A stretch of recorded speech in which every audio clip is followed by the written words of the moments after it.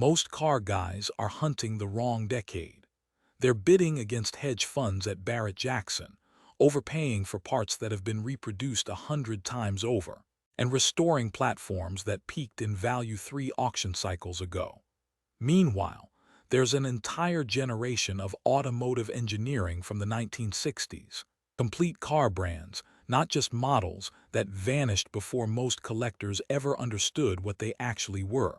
Some of these companies, the ones that disappeared, and the very specific reasons why their return would change everything we think we know about performance, reliability, and what a classic is actually worth. Glas, BMW's secret weapon it tried to bury, the first brand on this list is one that most enthusiasts have heard of only because BMW bought it in 1966 and then quietly dismantled it. Hans Glas GmbH, based in Dingolfing, Bavaria, was building cars that didn't fit neatly into any category, and that's precisely why they matter now. Glas was the first European automaker to use a toothed rubber timing belt to drive an overhead camshaft in a production car. That's not trivia. That's a mechanical revolution. Every modern engine you've ever owned that uses a timing belt or a timing chain with a tensioner owes a conceptual debt to what Glas engineered in 1961 with their 1004 model. The industry didn't fully adopt the overhead cam via belt drive until well into the late 1960s and 1970s. Glas was doing it at the start of the decade, on affordable family cars, with a compact engine architecture that gave them a power-to-displacement ratio their competitors couldn't touch. By the time BMW arrived, Glas had developed the Gagamobile line, the 1317 Zero GT coupes designed by Pietro Friua, and most impressively, the Glas 3000 V8, displaced 2,982 cc and used a single overhead cam per bank, both driven by timing belts. This was 1967. BMW looked at that engine. Parts interchangeability with early BMW components is higher than most people realize. Several Glas models share suspension geometry with BMW's own lineup. Market value for a Glas 1300 GT in restorable condition is still sitting in a range that any serious collector should find embarrassing. These are not cheap cars to restore properly, but the ceiling on their appreciation has barely been tested because the collector community has never taken them seriously as a class. That said, a car should be fast, beautiful, and totally unstressed at any speed it could legally achieve on a public road. What most people don't know is how seriously Facel Vega took the mechanical side of that promise. Represented the best combination of low-end torque, long-term reliability, and parts availability for a grand touring car that wealthy clients would drive across continents. That is a sophisticated decision. You're working with a well-documented, widely produced American V8. The exotic is the body and the chassis. The mechanical heart is knowable. The Facel, the smaller model Daninos developed to use a European 4-cylinder, is what ultimately killed the company. The Pontamausen engine in that car was not ready for production and suffered chronic reliability problems that destroyed Facel Vega's reputation in the early 1960s. The tragedy is that the Facel's failures had nothing to do with the engineering philosophy of the HK500 or the Facel II. Those cars were and remain exceptional, but the fallout took the whole company down by 1964. Facel II, in solid structural condition, is one of the most defensible purchases in the collector market right now. And the brand story, a French manufacturer making a conscious choice to use American muscle in a hand-built European shell, is the kind of narrative that serious collectors respond to, not sentiment, architecture. Almost no one talks about what Panhard was building for the civilian market in the early 1960s, and that gap in the collective knowledge is worth money to anyone paying attention. Panhard et Levasseur is one of the oldest automotive names in existence, but by the late 1950s and into the 1960s, The company had narrowed its civilian focus to the PL-17, and then For comparison, the Ford Mustang that debuted the following year had a CD somewhere around 0.46. The aerodynamic advantage Panhard. Roofline, the careful management of frontal area, all of it was intentional and measurable. The engine, a flat twin air-cooled unit displacing 848 cc, sounds unimpressive on paper until you understand what Panhard was doing with it. By eliminating the cooling, after the 24 series had a production run of only a few years, that means you're looking at a genuinely rare platform with a technical story that almost no one has told properly to the collector audience. From a restoration standpoint, the flat twin is among the simplest production engines ever put in a passenger car. There's almost nothing to go wrong that a competent machinist can't address. The bodywork is where the challenge lives, finding qualified metalworkers who understand how to work with Panhard's specific construction methods. But that difficulty is exactly what keeps prices honest. And it won't last. Borgward, the German brand Detroit was afraid of. Here's a name that should be in every serious collector's vocabulary and isn't. Carl Borgward. Borgward declared bankruptcy in 1961 under circumstances that remain disputed, and, in the opinion of many automotive historians, suspicious.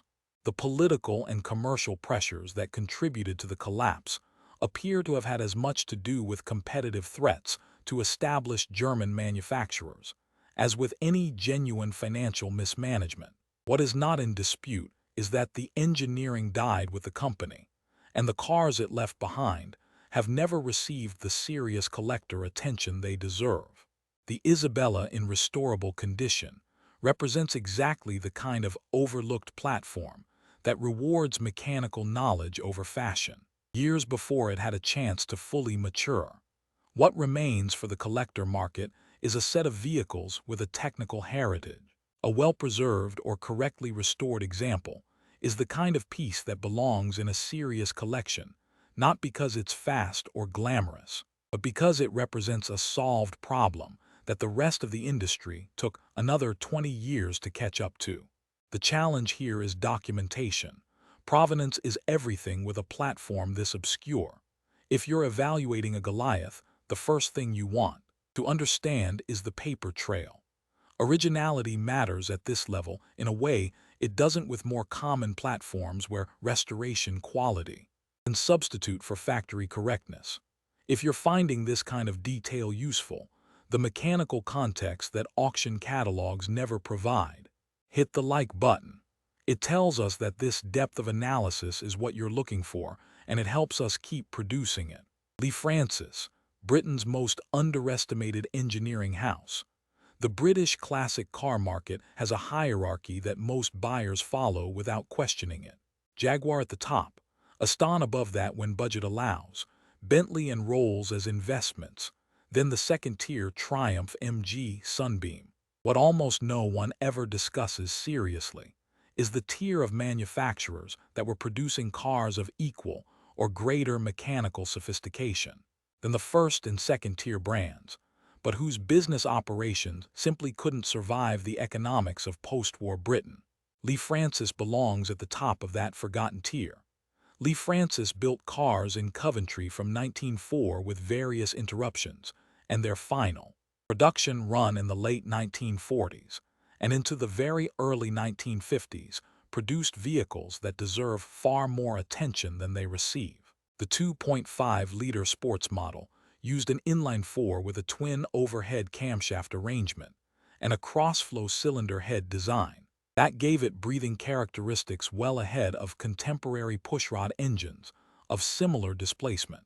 The twin-cam 4 that Lea-Francis developed was not a racing adaptation. It was a production unit designed for a sporting road car, built to be driven regularly and maintained by a competent owner.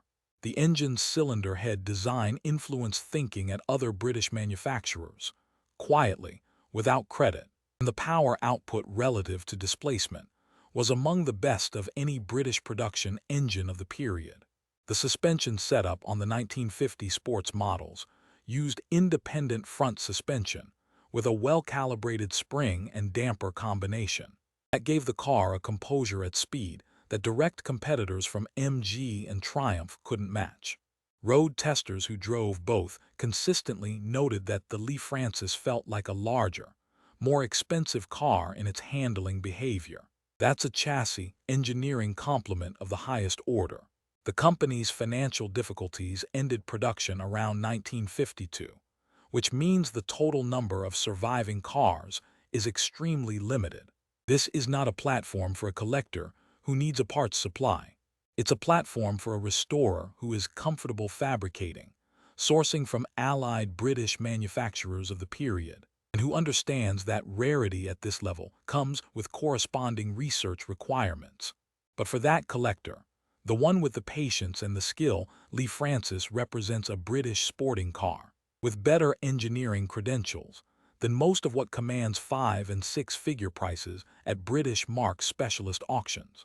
The market has simply never connected the technical dots. Veritas, Germany's racing secret that never got the story it deserved. Post-war Germany produced one of the most dramatic and least told stories in automotive history.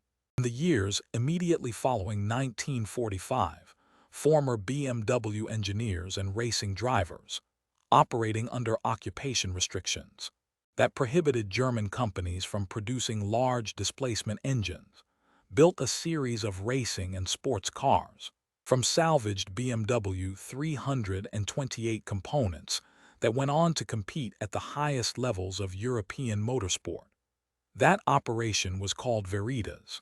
Ernst Loof, Georg Meyer, and Lawrence Dietrich founded Veritas in 1947 using BMW 328 engines, gearboxes, and chassis components. The 328's inline six, with its hemispherical combustion chamber and cross-flow head design, was already recognized as one of the finest small displacement racing engines in pre-war motorsport. What Veritas did was take that foundation and develop it further, building lighter chassis, improving suspension geometry, and extracting more performance through careful preparation, rather than displacement increase. The Veritas RS of the early 1950s was a genuine racing car that competed in Formula 2 and won. The Meteor was a sports racing car built on similar principles. The production cars, the Comet and the Scorpion, were built in extremely limited numbers for road use, and they represent an unbroken technical line from the BMW 328 through the specific engineering knowledge that Veritas developed during its competition years. Understanding of Veritas means understanding the BMW 328 engine deeply, because that's where you start. The 328-cylinder head, a single camshaft operating inlet valves directly and exhaust valves via pushrods and a cross-flow arrangement, is one of the most ingenious production engine designs of the pre-war period. It solved the two-cam problem with one cam and delivered breathing efficiency that overhead valve competitors couldn't match without more displacement or more complexity. What survives are cars with direct provenance connections to BMW's greatest pre-war achievement, developed further by the people who actually raced and understood that achievement. A documented Veritas in any condition is a significant find. The number of survivors is in the dozens. If you encounter one, understand what you're looking at before you price it by the pound. Intermeccanica, the brand that understood collaboration before it was fashionable. There is a specific kind of manufacturer, rare at any point in automotive history, that understood its role not as a mass producer, but as a technical integrator. Intermeccanica, founded by Frank Reisner in Turin in 1959, was that kind of company, and the cars it produced across the 1960s and into the 1970s represent a standard of thinking about powertrain and chassis compatibility that most major manufacturers still struggle to match.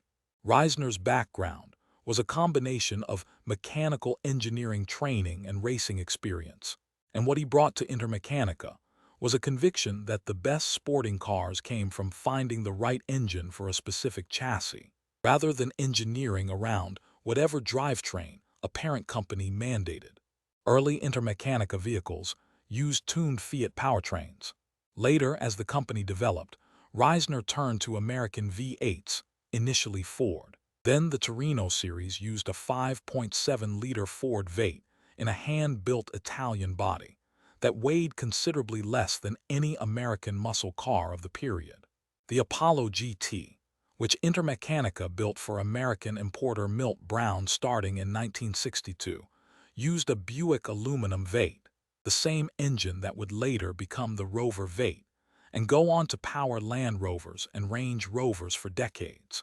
Intermeccanica's application of that engine in the Apollo predated its adoption by Rover and the chassis engineering around it, a tubular steel frame with hand-formed aluminum and fiberglass bodywork, was purpose-designed for that specific powertrain's weight distribution and torque characteristics. The result was a car that weighed under 26.0 pounds with an aluminum V8 making over 200 horsepower. In 1962, the 0-60 performance was in the range of the contemporary Ferrari 250 GTE, at a fraction of the price, with an engine that any competent American V8 mechanic could service. The Apollo was not commercially successful. Distribution problems, quality control inconsistencies, and the sheer difficulty of running a low-volume specialist manufacturer killed the program before it found its market. But the engineering case it made, that a lightweight Italian body over an American aluminum V8 was a serious performance proposition, was completely correct, and the cars that survive prove it every time they're driven. From a restoration perspective, the Rover/Buick V8 connection is the Apollo's greatest practical asset. That engine has one of the deepest aftermarket and restoration support networks of any V8 in existence, thanks to decades of Land Rover and Range Rover use.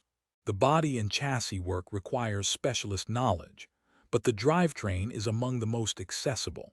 In the collector world, Moretti, the Turin coach builder who engineered, not just styled, every serious Italian collector, knows the name Pininfarina. Most know Burton, fewer know Zagato at the depth they should, and almost no one outside a very tight circle of Italian specialists knows Moretti, which is exactly the market inefficiency worth discussing.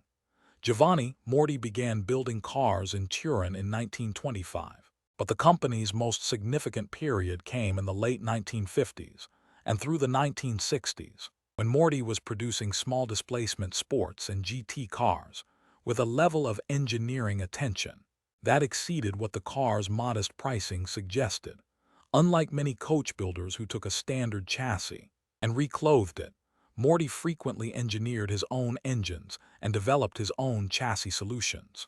The Moretti 750 Grand Sport used a twin-cam 750cc engine of Moretti's own design that produced power figures well beyond what Fiat's own 600 engine, which the 750 used as a dimensional reference point, could achieve. The Moretti twin-cam was a genuine high-revving unit, with an engine character closer to a small racing motor than a road car engine. Fiat's own engineers studied it. The lessons informed later Fiat development programs. By the 1960s, Moretti had developed a range of GT and sports models on Fiat 500 and 600 underpinnings, each engineered with a seriousness that should have generated far more attention than it received. The bodies were steel, hand-formed, with proportions that a trained eye immediately recognizes as resolved. Not styled, resolved. There's a difference, and it matters for long-term visual appreciation. The obscurity of Moretti in the collector market today is partly a documentation problem. Many cars have had ownership histories that are difficult to trace, and the brand's output was diverse enough that establishing comparative values is harder than with manufacturers who produced fewer, more consistent models. That difficulty is also the opportunity. A correctly identified and documented Moretti GT with a verified original drivetrain and intact bodywork is an underpriced asset in a market that has priced everything Italian from the 1960s at a premium. Everything, that is, except the cars it hasn't heard of yet. DKW, the two-stroke revolution that got canceled by history. The final brand on this list is one that requires you to set aside everything you think you know about two-stroke engines, because DKW's approach to the configuration was not the rough, smoky, high-maintenance proposition that the phrase usually suggests. DKW, Auto Union's passenger car division, was building two-stroke powered automobiles through the 1960s with a level of refinement that made direct comparisons to four-stroke competitors far more favorable than the technology's reputation would suggest. The DKW Phone 102, produced from 1963 to 1966, was the last civilian DKW before Volkswagen absorbed Auto Union, and the platform was converted to a four-stroke Audi. The Phone 102 used a three-cylinder two-stroke engine displacing 1,175 cc, producing 60 horsepower through a unit that DKW had spent 20 years refining from the original F9 concept. The engine's simplicity, no valves, no camshaft, no oil pump in the conventional sense, meant that mechanical failure modes were limited, and the unit's power delivery was both linear and immediate. What DKW understood about the two-stroke that the market eventually misunderstood was the packaging advantage. Without the valve train, the engine was lighter and more compact than any four-stroke of equivalent displacement. Without a separate lubrication circuit, maintenance was simplified. And without the mechanical complexity of overhead cams or pushrods, the unit was extraordinarily tolerant of high sustained revs. The Phone 102 chassis was a front-wheel drive platform with a fully independent front suspension and a rear suspension setup that gave the car neutral handling characteristics. The brand disappeared into Audi. Officially, Volkswagen wanted the manufacturing capacity and the dealer network, and the two-stroke engine was incompatible with increasingly stringent emissions regulations. That's the practical story. What it means for collectors is a platform with genuinely unusual technical credentials, a production period short enough to create rarity, and a connection to the Auto Union motorsport heritage that adds historical depth beyond the road cars themselves. The DKW two-stroke requires a restorer who understands the specific needs of the configuration: fuel mixture, reed valve condition, exhaust port timing. It's not complicated knowledge, but it's specialized knowledge, and the thin population of restorers who have it keeps prices honest while the rest of the market catches up. Here's where we land. Every brand on this list was solving a real problem. Some were solving aerodynamics, some were solving packaging, some were solving the relationship between engine weight and chassis balance. Some were finding a way to bring grand touring performance to a price point that excluded nobody. And every single one of them disappeared. Not always because the engineering failed, but because the business around the engineering couldn't hold. What that leaves you with is a specific kind of opportunity that doesn't come through auction catalogs or YouTube thumbnails. It comes through understanding what was actually happening under the hood of these cars, why the solutions they found were correct, and why the collector market, which still runs on brand recognition more than technical literacy, hasn't priced that correctness into these platforms yet. Stop scrolling through eBay listings, looking at the same over-restored Mustangs and overpriced Alphas. Start looking for a Glas 1300 GT with solid sills. Start understanding what a Facel Vega's Chrysler drivetrain means for your restoration budget. Learn the difference between a DKW that's been correctly maintained on its two-stroke mixture and one that's been running lean for 15 years. These are the markers. These are the tells that separate a smart acquisition from an expensive lesson. The collectors who built serious garages didn't do it by following the same list everyone else was following. They did it by understanding the engineering first, before the price caught up. One of these brands represents your next chapter. Figure out which one before someone else does.